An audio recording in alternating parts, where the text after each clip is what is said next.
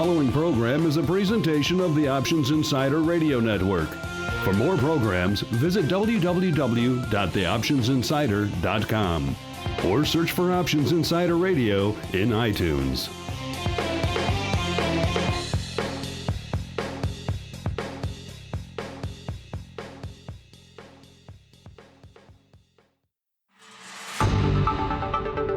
It's time for Volatility Views, the premier radio program for volatility traders.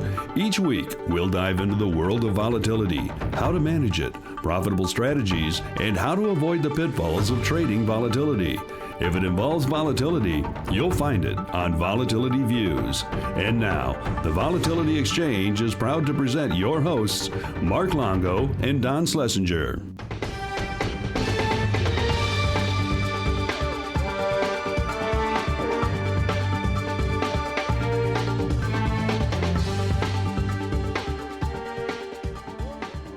All right, and welcome back once again to Volatility Views. My name is Mark Longo from the OptionsInsider.com as well as the Options Insider Radio Network. And if I sound excited today, listeners, it's because we have a great show in store for you today with a great guest coming up. But before I get into that, I, of course, want to introduce my cohorts, my partners in crime, the proverbial yins to my proverbial singular yang. I'm not sure if yins is the plural. I guess we'll find out when someone writes in after the show comes out. Of course, first up, I am joined by none other than the major domo over there at the Volatility Exchange, Mr. Don Schlesinger. Don, welcome back to the program, sir. Thank you. We're between snows on the eve of the big storm last week, and now we're going to get a little bit more here in the New York area, but nothing like the big nor'easter from last week. So not quite hunkering down as we were last time, but a little bit of a dusting coming up. I'm glad you could dig out from your nor'easter bunker in time to join us here on the show today, Don. Hopefully you won't have as much digging to do next week. Speaking of digging, another fellow from your neck of the woods, a little bit farther away in New England, up in Maine, but still the man who had to deal with the nor'easter and digging out as well, good old Andrew Giovinazzi from OptionPit.com. Andrew, welcome back to the show. It's been a while, sir. Thank you. It's lovely to be back. And you know what they say, you know where all the New Yorkers go to vacation? Maine. So I just decided to live here instead. Exactly. Exactly. You can get the lobsters almost for free. Then why would you want to live anywhere else? The premium buyer doesn't have many swords in his scabbard against the premium seller, Mr. Schlesinger, but that's my one. Speaking of premium selling, we have a great guest coming up. If you're an option writer, an option seller, and if you're listening to this show, you've been listening to Don for a long time, I'm guessing you've been lured to the dark side by now. Then we have a guest that's going to be right up your alley talking about, he'll be Scott Maidel. He's going to be talking about his research over at Russell about capturing the volatility premium through call overwriting, something that we may have talked about once or twice on the show in the past. So it should be really interesting. Yeah, never talked about it once. Never once capturing implied versus realized differential. I have no idea what that Don may has be. no idea about selling an option. I think that's all just total. That's pure conjecture on everybody's part. Yes, I should really put a disclaimer in when I say that. But Exactly. Before we get into that, we of course have to dive into our volatility review. It's time for the Volatility Review.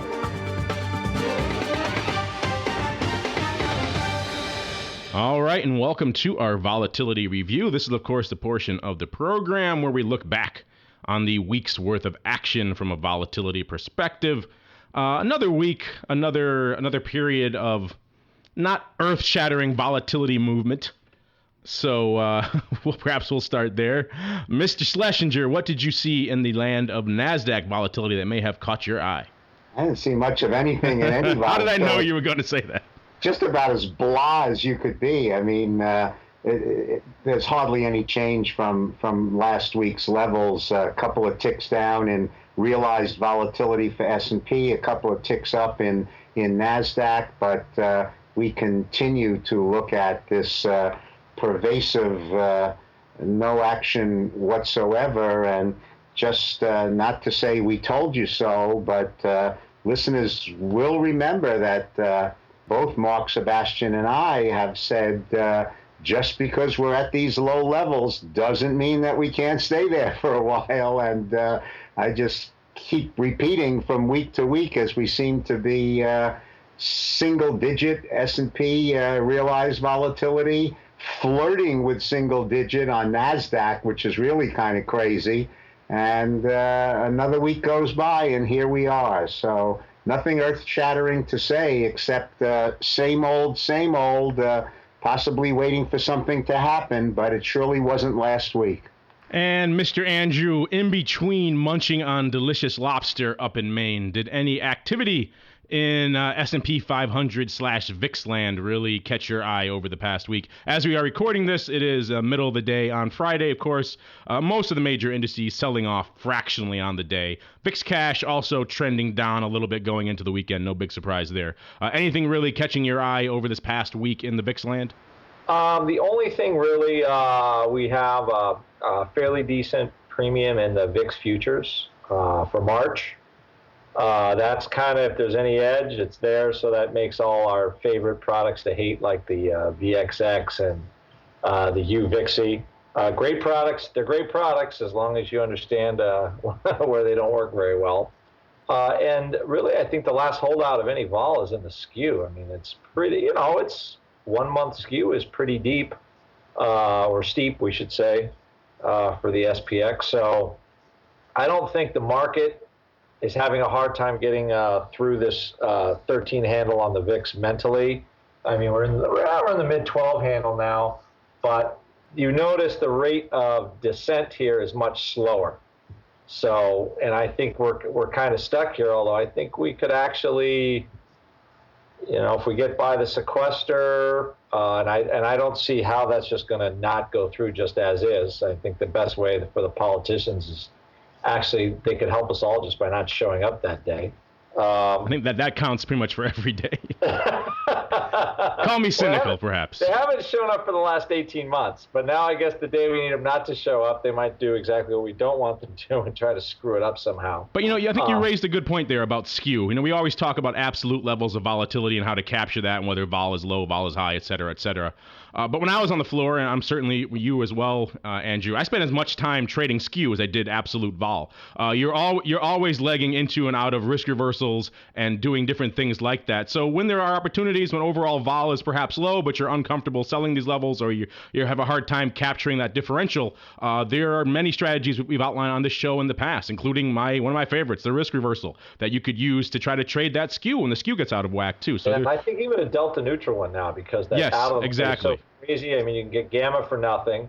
I don't think the market's really going to, you actually get positive gamma with positive theta. I think it's so ridiculous right now. So you have to think a little bit about the trades you want. Again, this is not exactly, I would say, a retail conversation, but they are out there when the Skew is this big. With the vol relatively low, it doesn't take much to get a positive gamma position to move. You just have to make sure that you start to unwind it, because they are looking for, I guess, a reason to take the Skew in a little bit and really get us down, if possible, to really see, I'm trying to think of possibly an 11-digit VIX within the next 2 weeks.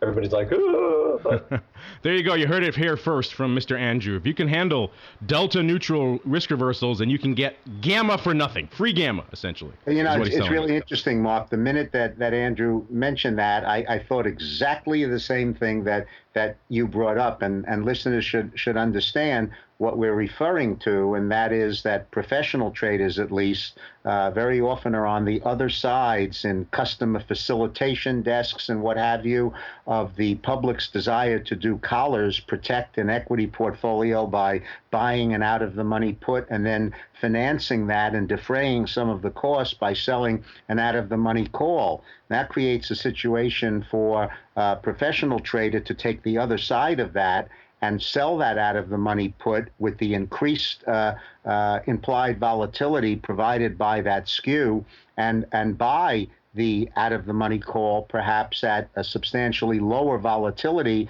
in some sort of a spread between the two. And as you rightly point out, it really doesn't matter whether you're in a 30 vol environment or a 15 vol environment. Differential is differential, and if you basically can capture 5, 6, 7, 8 points or more of one option that's sold and one option that's bought, the absolute values just really don't matter at all. It's the relative values that matter, and just want to clarify that for some of our listeners. It's a shame they don't disseminate more in the way of skew metrics. The only thing that's really out there is the SIBO skew index for the SPX, and that's a starting point, I suppose. But they don't really have analogous items for Russell or for the Qs. But that's something I think, in addition to commodity vol, certainly something we could incorporate more on the show going forward, is discussions of skew and when it's out of whack and things like that. We used to have an internal application at Morgan Stanley, which among many different analytics was it was either 5% put, 95% versus 105% call, or 90, 110, and it would do just that. It would take, I suppose, 1 month 90-10 and 3 month 90-10, and simply graph the differential in implied volatility points so that you could actually see quite starkly and visually on a graph how that differential in skew was moving around, and therefore perhaps base some concepts of trades on where you stood relative to historical norms. Maybe that's the next analytic to add over at volex.us, the proverbial 25 delta risk reversal on all the major indices, so we can keep an eye on skew when we're doing the show. It might be interesting. I like the idea. Maybe we'll play with it. All right, there we go. See? New ideas cooking all the time here on Volatility Views. And speaking of new ideas and some interesting takes on some old ideas, it's time to talk about volatility premium and capturing it by writing some calls. It's time for our Volatility Viewpoint segment. Now it's time to discuss volatility and volatility trading strategies on Volatility Viewpoint.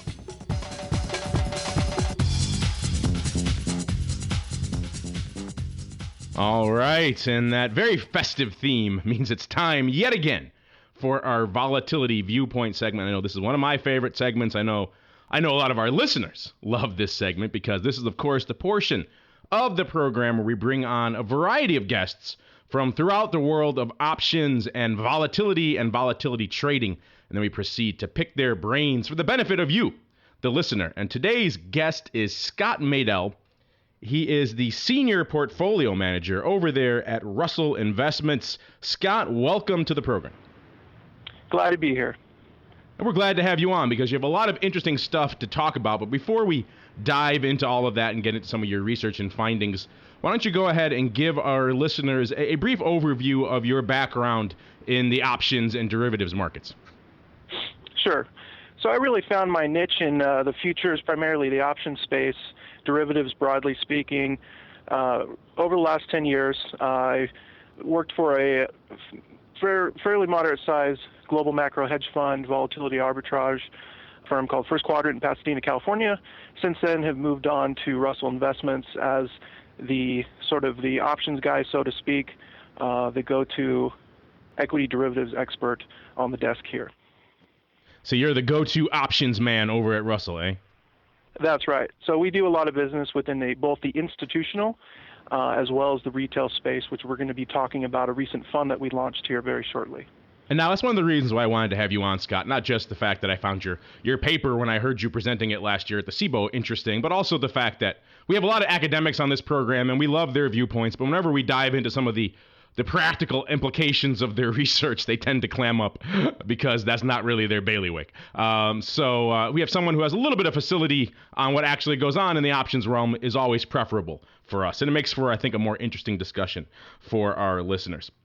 And now, Scott, as I mentioned, I heard you presenting this paper at the SIBO event last year. I thought it was very interesting. You, of course, put out a paper. I encourage all of our listeners, if you can find a link in our show notes, you can also just search for it directly. It's called Capturing the Volatility Premium Through Call Overwriting. It's linked up there for free over there at Russell, so you can follow along even as you're listening to this segment. And you had a lot of interesting findings that I want to get into. But before we even dive into those specifics, why don't you give our listeners a quick rundown of your methodology and what you were trying to accomplish with this paper, and then we'll get into some of the specifics of your findings.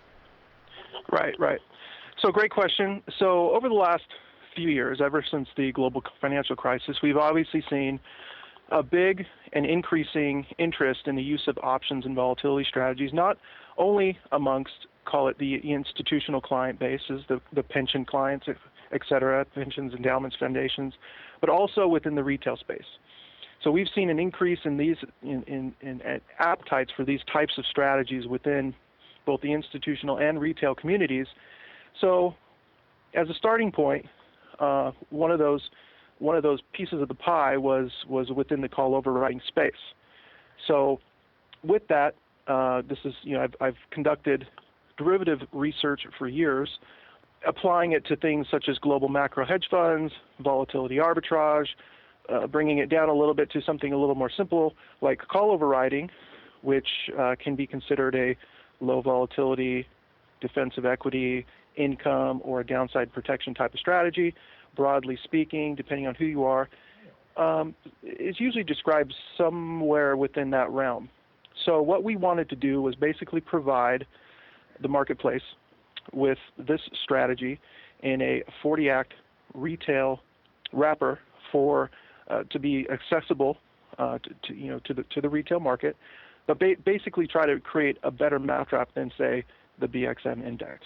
So that's really the point behind the paper, as well as the product that we've brought forth to the market. And you couldn't have picked a topic more suitable to our show.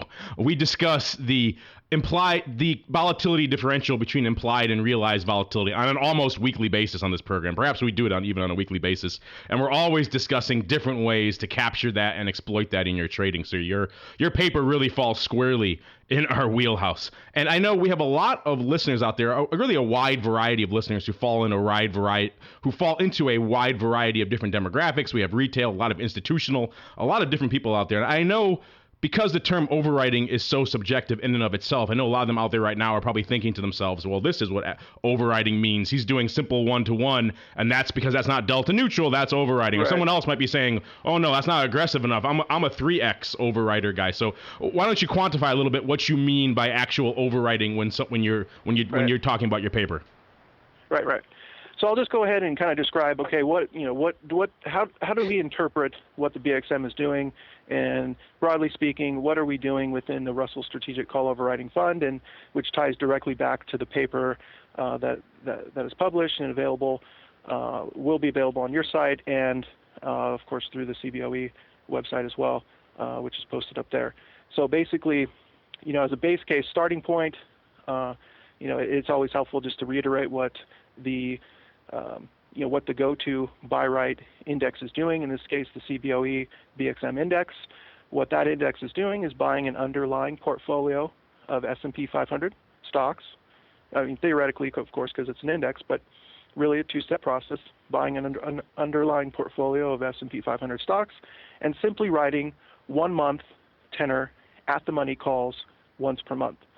And little caveats on the index is those calls roll off on the third Friday SQ or special quotation, as they did this morning, which let's say settled around 1523 and change. I'm just throwing out specifics here just to make the point that about 1.5 hours later, they then strike their strike price at a specific time, and they start writing those calls half an hour later.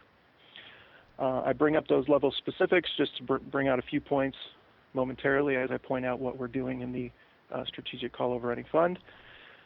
What we wanted to do is basically take a look at providing a more fluid and a more dynamic approach to overwriting, something that would give the investor a more smooth delta profile over time, rather than simply using only 1 month options, only once per month, and not necessarily, as I just pointed out, not constantly overwriting. So what we're using in the fund is 1 week, 2 week, and monthly calls, written, again, more fluidly, more dynamically. What we're also using is a small set of technical and volatility indicators to slightly move those strike prices slightly out of the money, slightly in the money, to take advantage of market and volatility movements.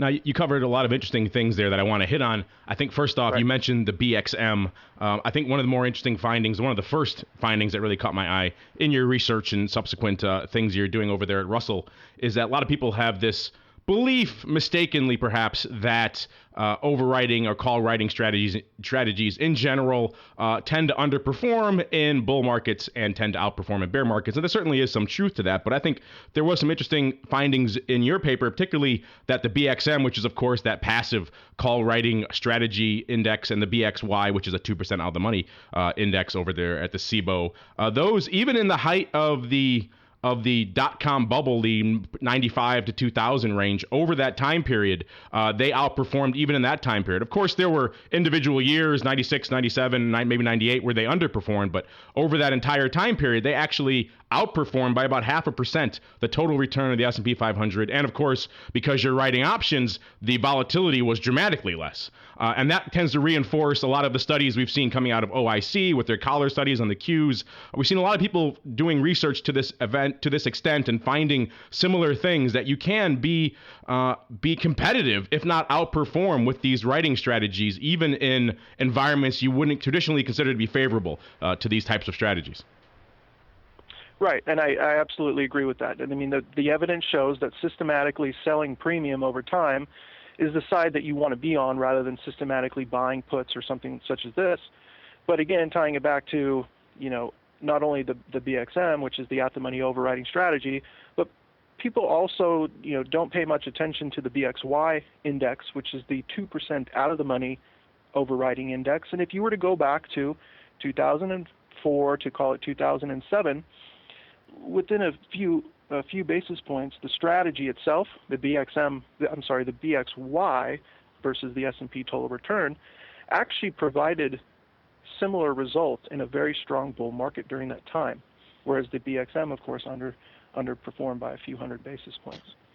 Yeah, and that kind of makes sense, because obviously you're giving yourself a little room to the upside because you've got your 2% cushion, and in a bull market, if you knew ahead of time what the range of the underlying index was going to be, you would adjust accordingly. Scott, I have a couple of comments and then a question at the end.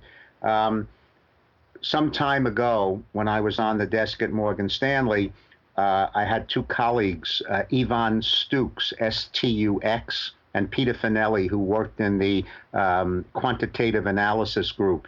And they actually came out with a landmark study, perhaps a little before your time, in December of 1990.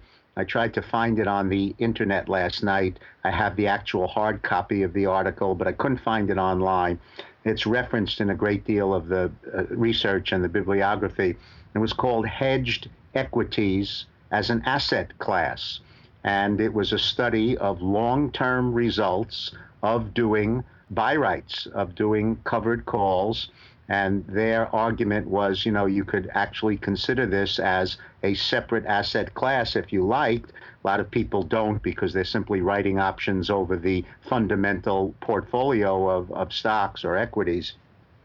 And of course, they came to very similar conclusions, albeit over a very different time frame, ending right at 1990. You're actually going from 96 up to 2012 in some of your studies in the paper, but very similar results. So this is a time-honored strategy that has endured for a very, very long period of time and has proven, to be quite successful. So that was the comment. And now I actually have a question for you. I read your paper carefully, and it's clear that the 2% out of the monies actually did have slightly higher return than the at the money, but with a slightly higher increased volatility, so that basically the Sharpe ratios were extremely similar. And you mentioned that you do the weeklies because collecting those 4 premiums a month is extremely attractive, and the actual returns there are greater than if you just did a static 1 month or even out to quarterly 3 months. But that short-term volatility is also greater. So again, it kind of depends on whether you look at risk-adjusted returns as a Sharpe ratio or just the pure returns. chart that you furnished in the paper seemed to show that the actual maximum of the Sharpe ratio was at a 3-month static at the money option, exactly 100%, was about a 30% or 0.30 Sharpe ratio. So my question to you is, in the fund where you are trying to do as much dynamic hedging as possible, and you're playing around with the strike prices, and you're playing around with the maturities, and you're even playing around with when you are short calls and perhaps when you're not, what kind of success have you had in enhancing the Sharpe ratio from these static returns that you mention in the paper? Right. Great question.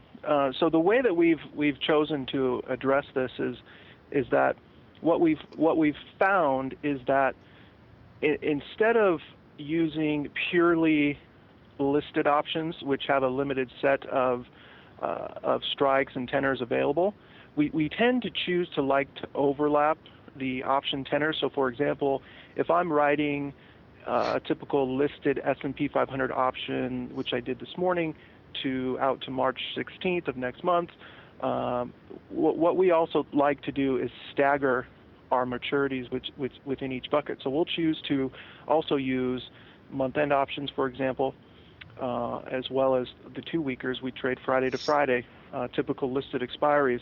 Point there being is that as the fund grows, you could theoretically have an infinite number of, I shouldn't say infinite. I should say you could, in theory, choose to roll monthly options every day. For example, if you had access to OTC markets, we tend to choose to trade listed options as much as possible. But my point in saying this is that we choose to try to increase those risk-adjusted returns by adapting to market movement in both direction and volatility more swiftly by increasing the frequency of the roll. Another question that I would have for you, as you obviously know, when you long a portfolio of stocks and you sell, for example, an at-the-money call against them, then synthetically you have the equivalent of simply a short at-the-money put. And so I wondered if the fund and the strategy is always holding either futures or the actual portfolio of stocks and selling the actual calls against them, or whether as a surrogate for that, you sometimes just don't look at the corresponding put without the equities themselves and say that you're going to sell an at-the-money put, a 2% up or down, et cetera, as an equivalent kind of return.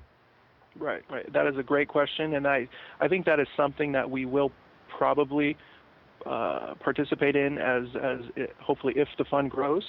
The fund that we launched, the Russell Strategic Call Overwriting Fund today, launched with about $40 million less than 6 months ago, and it's grown to $75 million today. So hopefully we keep, that increases. We keep up that sort of growth. I think as the fund grows, we will be open to entertaining a variety of additional strategies similar to a covered call, which would be, in this case, simply writing a put, or even overwriting on single names. Right. That was the other thing I was going to bring up. While I was at Morgan Stanley, I had a colleague who was in I forget what is it called when they're individual brokers who just handle individual accounts. I forget what we called the private client. Yeah, right. Private wealth management. Sorry, I blanked out. Private wealth, PWM. We used to say people with money. Okay, private wealth management. And his claim to fame was just specializing in covered calls. I mean, he left all the other stuff to other people, and he was like the king of the buy right because he had every type of statistic and every type of analytical tool. It's all he did all day long for every client that he could put them in. But the point that I'm making is he did a lot of individual names as well. So there your stock research and your individual research on the single names could also come into play, and he made himself a really good living putting all of his clients into these various buy rights and studying the tenor as you did, and spreads of implied over realized volatility, and it was very successful for him for a very long time. Hello, Scott. This is Andrew Giovinazzi from Option Pit. How are you? I like the idea of this fund, by the way. It sounds like it's already been a little, you've had a little bit of growth already. Could I ask you a couple questions, except on the details of how you guys manage? It's more like how you guys plan to market this.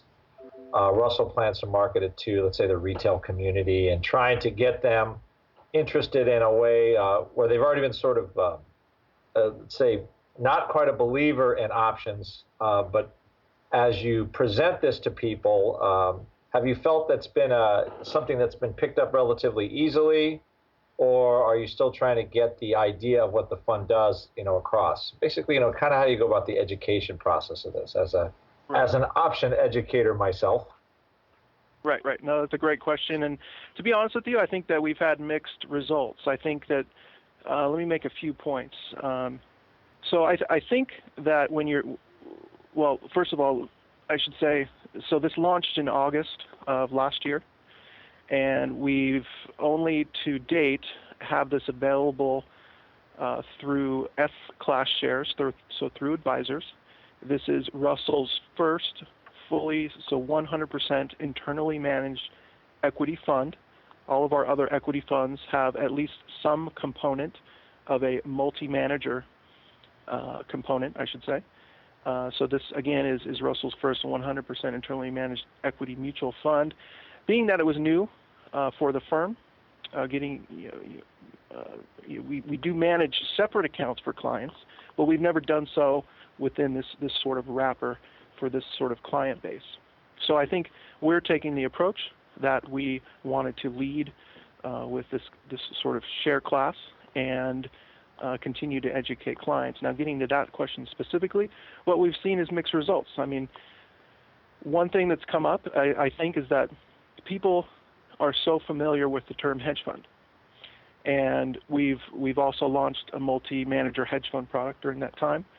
I think people like to bucket things real neatly and simply and call it a specific strategy, such as a hedge fund or something like this, and maybe assume too prematurely that they truly understand what the fund may be doing. With this, since it's internally managed, we've really sought to educate clients on really the underlying components of the buy right strategy versus, say, some sort of statistical arbitrage or some sort of some sort of high frequency trading strategy, which again is most likely much more complex. But some people at times like to simply and neatly bucket it within a specific strategy subset. Right, because it actually is. I mean, it's in the paper you've kind of laid it out. It's not a super complicated strategy. It's just it has it's a disciplined approach to selling calls against underlying, and you guys looks like you do a good job of trying to pick your spots on selling the calls and for all various reasons that you have outlined. And so it's almost like you have to educate people on just what selling options against an equity is, or the investment advisor, I guess, which is a lot of the same. You have the same basic problems that I guess everybody else has trying to explain how the fund works. And it's actually, the funny part is it's actually one of the more simple strategies to understand ultimately. And you probably get unfairly bucketed with, a high frequency fund or an ARB fund or, whatever flavor is happening. I mean, this is a strategy that's been around for quite a while, even though you guys sounds like you're trying to make it into an easily digestible product for, let's say, investment advisors and things like that are trying to figure out a way to, add some value to clients. Right. And we're, it's really just as simple as we're trying to do something that's a little more fluid than simply the 1 month at the money calls, which I don't know if you want to get into this level of detail, but at times, if you're obviously well aware of how this type of strategy works, you may see your overall portfolio profile go to a delta profile of, full 100% or all the way down to 0. Right. Now, I like the idea of being able to move in the weeklies. I mean, I think that's probably the laddered weeklies is the greatest product launch since the VIX. I mean, the weeklies was a good start, but the fact now that they have them on, 4 or 5, or the number of underlyings is growing, I could see them probably going to the top 400 or 500 or 1,000 traded equities, because I think just for the reason you describe, it actually gives people some flexibility week to week. You just might be able to incrementally grab that extra strike up or strike down, and have a little better control over how you manage it when you only have a week to go. The weeklies are kind of exactly what I wanted to hit on too, because I think that I agree with you, Andrew. That is one of the more fascinating aspects of the research that he was talking about here today. Unfortunately, the document that we're referring to only goes back to July, so it's previous to or prior to the launching of all the other additional weeklies. So I would love to see this updated with some of that data in it too, because that would be very compelling and interesting to me. But we are bombarded at the Options Insider. I'm sure you guys are over at Option Pit as well, Andrew, with questions about various levels of writing and when to write and which tools and which strikes and which expiration cycles to choose. And when I came across Scott's paper, I know a lot of our listeners may not like to surf in and read abstracts or read academic treatises, but I would encourage all of our listeners to go in, if you want to just do a cursory glance, surf on down to Exhibit 8, because this outlines in very clear visual form the impact of writing weeklies versus monthlies versus quarterlies versus annual options in a way that they say a picture is worth 1,000 words. That is certainly true here, because this really lays it out in the starkest terms possible. In fact, I referenced your image here in your research, Scott, at a talk I gave a few months back about option writing, because this is some of the first. Everyone has determined this to various degrees that the weeklies are indeed the premier tool for capturing decay, but because they focus on that exponential part of the decay curve. But your graph here and your research and your findings are some of the first to really quantify that. So I think that for a lot of our listeners alone is really worth coming in and checking out what you're talking about in this paper, because the findings there in that exhibit alone, I think will open a lot of people's eyes. Now we just have to get people to read it. That's the hard part about the education. That's the next part. You're right. The education process. Well, we tried to include one big visual on each page. Yeah, you did a good job. A big picture. There you go. Yeah, I like that. I have complaints all the time in our classes about, okay, Andrew, I want more pictures. People want me to do pictures of Vega, and I'm stretching my head now to have catchy visuals. But ultimately, options they can be. You can create kind of a visual metaphors with them, thankfully, because the whole heat diffusion or dispersion metaphor how the pricing model got invented in the first place. But it does help to get people to understand the value of just, of selling options. It's just getting them to understand that first mental leap of, what selling options is against, a particular equity or something. But it looks like you guys are starting to hopefully make some headroads into that now that the fund is growing a little bit, as people, especially in a market like this where, every day the SPY is up, 2 ticks or 3 ticks or something like that. An alternate strategy might start to, it might be a little bit easier to sell this idea, especially in a flat market, which we haven't had for a while. It looks like we might have for a little bit. That's too early maybe for the crystal ball, but in our crystal ball segment. And that's one of the reasons getting behind, altering at times the level of the in the money or out of the money level of the strike price, just simply because, we don't know yet whether we're in this great rotation, as people like to talk about, or another secular bull market, or, that's a whole other topic. But the point is, though, how do you do something systematically over time that makes sense, that uses all the available tools, such as the new listed SPXW series, now soon to be SPX PM? Oh no, and the thing is being able to ladder the time frames. One of my trading sayings for new clients is, if you can't decide, just do half. Because that way you're only half right, and you only kick yourself in the head half the time. So at least with a strategy like this, you kind of cover. You're able to be a little more fluid on how you cover a particular, long, whatever your underlying long position is. You have a little here, you have a little here. It's pretty tough to be too wrong when you're not exposed the whole way at any one particular time. So it makes sense, at least, that it should work. Scott, I like your point about the strike prices, and that's certainly an issue we've seen arise a lot over the past couple of years. A lot of repeated covered call writers have been starting to migrate their liquidity into the at-the-money strikes, primarily because the upside call wings have been just beaten to death from call selling. The volatility has been squeezed out of them, so they're looking to capture some of that added pop, if you will, from the juice out there in the put wing. I know, Andrew, you're a big fan of buying the juice, but your research actually, as Don referred to, seems to contradict a lot of that. That the biggest bang for your buck from a call writing perspective really comes in the near term at the money contracts, the weeklies and the 1 month 1%, 2%, and 3% out of the money contracts.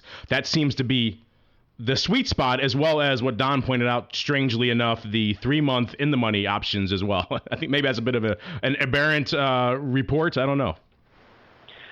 Right. So if you're just looking at purely risk-adjusted return, but one thing to consider just is, in this sort of low volatility environment, it is very difficult to write in the money options, because sure, you may be picking up a little bit of that volatility smile or that skew, but when you're only picking up, less than 1% on a weekly option or much lower, or, today I think the index is probably, the average is going to be around 1% or less as far as their average premium brought in for the month.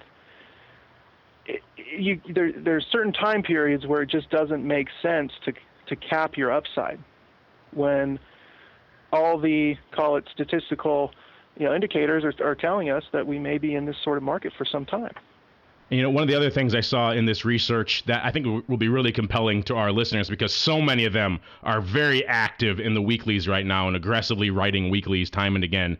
Your paper is really some of the first I've seen to quantify the impact of the roll on the weeklies and really when the optimal period is for that and when you should avoid. I think a lot of people, it is intuitive you want to avoid Monday, but that certainly was the day that you found in your findings was the day you want to avoid when you're rolling your weeklies, probably because all that weekend effect is really adding a little bit more price to the roll than you want to pay.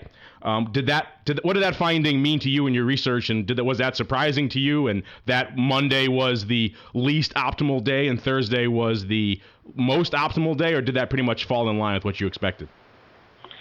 We are still looking in. We're still looking into that specific piece of research, and I'll be honest with you, that those findings did surprise me. But I think if you really think about the, what sort of happens to the market to start the week, I think, the beginning of the week tends to set the tone at times to what the week's going to look like.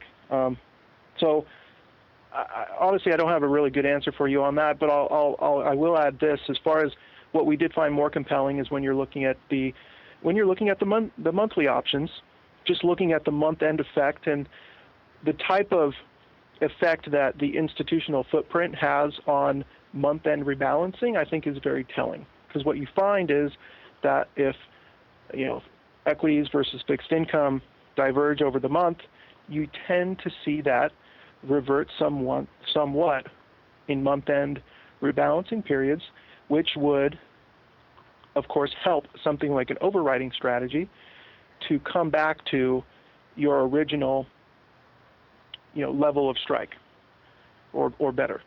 So are you saying then that the exchanges should go out and restructure their products so they should really be a calendar month option as opposed to the kind of week 3 expiration cycle we have right now? Or the only other alternative really is to go out to OTC. I actually did mention to the CBOE a few months ago, they do list quarter end SPXQ expiries, but I have definitely recommended that they consider expanding those SPXQs to be more of a, call them whatever you will, but every single month end in my opinion, would be interesting because I think that we do have a lot of institutional investors that would also use those for their, people tend to rebalance at certain times of the month, and that tends to be around calendar month ends and calendar year ends.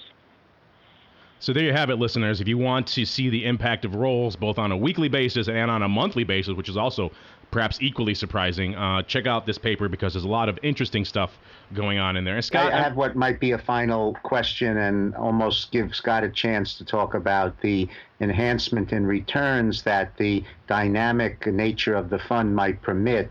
You have a chart in your paper that's actually the call overwriting index data of BXM and BXY for a long period of time from 1988 all the way to 2011, and there are 24 years worth of individual returns looking at the S&P total return with respect to the two indices. And I quickly counted up about 14 years of overperformance of BXY with respect to the S&P stocks alone, but that of course left 10 years where they underperformed, or the buy right index underperformed. And there was that spectacular stretch, not for the strategy, but rather for the stocks, that I'm sure you're well aware of, from 1995 to 99. Hard to remember back to those days and look at the S&P returns on a total basis: 37, 23, 33, 28, and 21% for 5 consecutive years. It was absolutely mind-boggling. So, anyone getting into this kind of a strategy in 95 and seeing what would happen for 5 years, that's a long stretch. So I put you on the spot a little bit, and I guess the question is, with your ability to adapt to environments such as that, to dynamically do this, to not be in all the time, to alter strike prices, to try to be a trader as well and more nimble, what's your estimate as to how you could enhance returns from this kind of static basis so that in periods such as the ones that we just had, you might still land on your feet during prolonged periods of bull markets? That is a great question, and what I'll say to that is simply, with the strategy such as overwriting, it is very difficult to keep up with, perhaps what the market has done over the last, say, 2 months. What we seek to do in the strategy is, it is indeed very difficult to say when, coming from a high starting point, it is difficult to say if we're going to continue sort of, call it the grind higher. We take the approach of always overwriting, except during very short-term periods after very, very extreme short-term market troughs. So obviously very different from perceived market peaks. What we've found is that there's certain instances where it seems very obvious to quantify that there may be times where you just simply don't want to even overwrite out of the money options and try to participate on the upside. So as for specifically the strategy goes, we are actually overwriting 100% of the time and have the ability to take down the overwrite to a 25% threshold only during after periods that we would quantify as extreme market troughs. And probably doesn't answer your question very specifically, but how we try to mitigate upside truncation is, again, getting back to using those slightly out of the money strike prices where it makes sense, such as in the environment that we're in, looking at a weekly, 2-week, 3-week, 1-month option where you may slide it up 0.5%, upwards of 2 to 3%, depending on the indication of premium that you're bringing in, to try to mitigate some of that underperformance. But this strategy for us is really something that's marketed to complement those investors that are also considering a defensive equity, low volatility equity, call overwriting, overall pie, to be able to give them the confidence that they still want to be in equities but want to be a little bit more defensive because they don't want to take and put 20 or 30% into a cash allocation and earn zero. Well, Scott, we really appreciate you taking the time to join us today. Unfortunately, we have to roll on with our show, but we would love to bring you back maybe in a few months where we can perhaps look at some updated research on this, perhaps that incorporates some products that have been listed since this paper came out, like Andrew mentioned, the increased string of weeklies and how that impacts the strategy overall and the performance. Some roll data on that, going back to look at the weekly roll data, I think would be really fascinating because really no one is analyzing the impact of rolls on the weeklies, and I'm sure that really will come back to bite a lot of our listeners if they're not careful. So there's a lot of things I think we could revisit down the road. But before we go, I know a lot of our listeners may be intrigued by some of the items you discussed here on the show, including the fund. So if they want to learn more about your research or perhaps the fund you guys are managing over there at Russell, where should they go? Right. So you can go to russell.com and find the fund fact sheet and prospectus. This is the Russell Strategic Call Overwriting Fund. The ticker, if you have Bloomberg, you can, or most website for that matter can bring this up, is ROWSX. Again, ROWSX. You can look at the daily return stream. We launched the fund on August 15th, 2012, and we've been able to provide a successful track record since that time. So I'm always of the side of let the results speak for themselves, and hopefully the fund continues to grow. Thank you. Thank you, Scott. Like I said, we'll have to bring you on again when we can look at some of this data and some of the fund data in a little bit more detail down the road. Take care, guys. Great. Thank you. Scott. All right. And that's going to do it for our Volatility Viewpoint segment. And now we're going to roll on into our final segment, our Crystal Ball segment. And now we take a look at the crystal ball.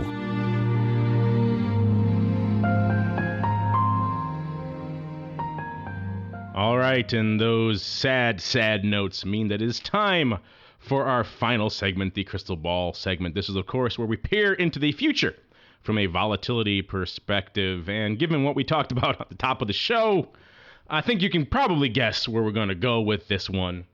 But I wouldn't presume to put words in the mouth of none other than the rock lobster himself, Mr. Andrew Giovinazzi. Mr. Giovinazzi, we talked at the top of the show, volatility being kind of flat, probably going to keep trending lower, but perhaps some opportunities right now in the skew realm. So maybe that's where we should focus some of our attention right now. Is that what say you, sir?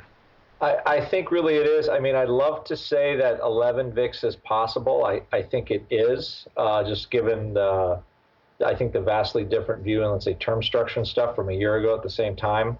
You know, it's now possible, I think, to get there, although I would prefer to live in the skew, get some edge, and keep a little gamma just in case the market decides to, revisit 149, 1490, 1480 on the SPX for, let's say, a meteorite comes and lands in the Ural Mountains in Russia, and everybody freaks out. Oh, wait a minute, that happened today. There is that possibility, but I think, you have to go where the edge is. The edge is still, I think, in the VIX. The futures still, and in the skew, and that's where I would like to aim my arrows, so to speak. Speaking of aiming arrows, Don, where are you unleashing the arrows from your quiver these days? I'm just gonna have to go out, a couple of months and say I really think that the potential is for, I never predict VIX a whole lot, but for actual volatility to stay at very low levels for perhaps several months to come. I think listeners are well aware of the seasonal bias in equities. Doesn't mean that it holds up in any given year, but there's overwhelming difference between the 6 months of November through the end of April as opposed to May through October. Mark, you always kid about sell in May and go away, but historically, the 6 months that begin in November and end at the end of April have accounted for the overwhelming amount of return, over 100 years in the major indices, and very little, if anything, has gone on from May to October, probably not even beating the risk-free rate. So here we are with about half the month of February left, and then all of March and all of April. historically good months for equity. And if that continues to be the case, then with that inverse relationship between implied volatilities and equity price movement, you wouldn't want to run away from predicting even potentially lower VIX and even potentially lower realized volatility. It isn't too often when you go to the prediction through the Garch models, through our friends at the Volatility Institute at NYU and Robert Engel, and you look at 3 months out prediction for realized volatility on the S&P, and you see a number like 12.4. I mean, that really is breathtakingly low for a 3-month prediction of what realized volatility will be over the next quarter. Again, yes, we're at a low vol environment, but I'm not shy to predict that we might go even lower, at least through the end of April. Don, you've never been shy to make predictions here on the show. That's why we like you. Stop the presses. Stop the presses. Don and I agreed about something, although he's normally right. So. Yeah, you know, for a... See, now I'm worried, Andrew. I know. He's trying to crawl. You know, I'm gonna dump my spy straddles right now before Friday. I actually bought some juice, so I gotta sell them because Don says we're going lower. Volt's going to zero. I'm dumping everything now. So you got a degenerate juice buyer and a degenerate juice seller. Actually, meeting of the minds there. It's a little bit scary, I think, both for me and for all of our listeners out there. So listeners, beware. Oh, God knows it's going to happen. It means the impending apocalypse. That and, of course, the meteorite are pretty much signs of the apocalypse at this point. I own too many puts, put it this way, for us to crack up, listeners. Don't have to worry about it. I often use that indicator myself. When I'm hedged to the downside is when we're going nowhere but up. That's just the way it is. Just God doesn't. I've been doing this for 20 years. I've been, I think, 2 days at those positions. Everything else, no. See, listeners, It happens to the best of us. It does. All right, and that is going to do it for this episode of Volatility Views. I, of course, want to thank our guest, Scott Maidel from Russell Investments. And if you want to learn more about the fund he was talking about, and I highly encourage you to visit that and read that paper we were discussing here on the show, you can find all of that over at the Russell website. And, of course, I also want to thank my cohorts here, my partners in crime. Starting off with you, give you pride of place, Andrew, because you don't get around here very often. What is coming up in the land of the pit that may interest our listening audience? We do have a technical seminar. Actually, it's actually a pretty cool one here coming up, and I'm going to give you the date right now, this very moment. We have stock and currency and bond trading coming up from Ed Posney, and the date is February 21st, next Thursday. So we try to bring different people into the Option Pit webinar series. So everybody take a look at that. It's the 21st. It's a freebie. And other than that, life is just rolling along in Option Pit. I have to say, we have a couple products we're announcing soon. Basically, hint, if you like to hear the sound of Mark and I's voice, you'll like these products. If you don't, you'll be running the other way. But and that's what we have. But overall, and watching to see if the volatility really can hit the 11 handle, because then, I would be surprised. I don't think even Mark likes the sound of his own voice. Oh no, he does. Perhaps that is true. You're right. Don't tell him I said that. Don, you can't either.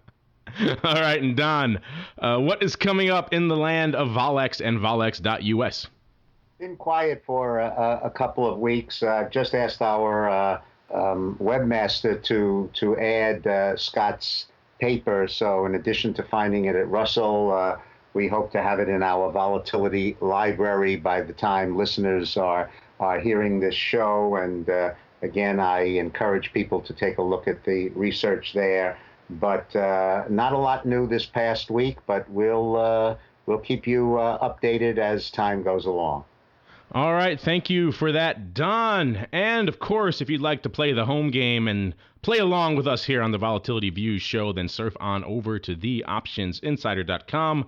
You'll find a lot of information from the topics we discussed on the show, including links to the paper we discussed today. So you can find it in a number of places now. You can find it on the Russell website, on the Options Insider, on volex.us. I think that you guys over at Option Pit are going to post it as well. So a lot of places you can find Scott's paper, Capturing the Volatility Premium through Call Overwriting. Definitely worth a read if you're interested in that sort of thing. I'm guessing if you're listening to this show, you probably are.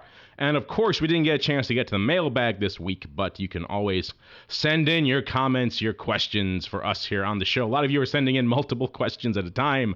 We're trying to get to one each, but sometimes if they're interesting, we can maybe, perhaps, if the mailbag is not that crowded, do more than one. Try to limit it to one scintillating question. And then if we have more than one, we can always work your other ones in perhaps down the road a little bit. And of course, if you want to join us on the mailbag, you can do that at theoptionsinsider.com. You can post in our comments. You can use our comment system to send us an email. You can email us directly, questions@theoptionsinsider.com. Just be sure to put question for volatility views in the subject line so we know which show you're referring to. I know a lot of you guys are finding us via Twitter. We're twitter.com/options, or via Facebook. You can, of course, send us questions there as well. A lot of places to get at us here at the Volatility Views program and at the Options Insider to make your voices heard. And of course, before we go, all of us here on the Volatility Views panel want to thank all of you out there in the listening audience for downloading and streaming and subscribing and sending in such great questions. And we'll see you next time right here on Volatility Views. Thank you for listening to Volatility Views. Join us next week as we keep our listeners on the cutting edge of finance and risk management with lively topics relating to volatility. Volatility Views is brought to you by the Volatility Exchange. If you'd like to learn more about vol contracts, please visit www.volex.us. If you'd like to submit a question for the hosts, then surf over to www.theoptionsinsider.com/forum and post your question in the Volatility Views forum. Questions can also be submitted via email at questions@theoptionsinsider.com or via Twitter at twitter.com/options and twitter.com/volex_info. Facebook users can submit their feedback via the Options Insider and Volatility Exchange Facebook pages. Voicemails are also welcome at 312-544-9356.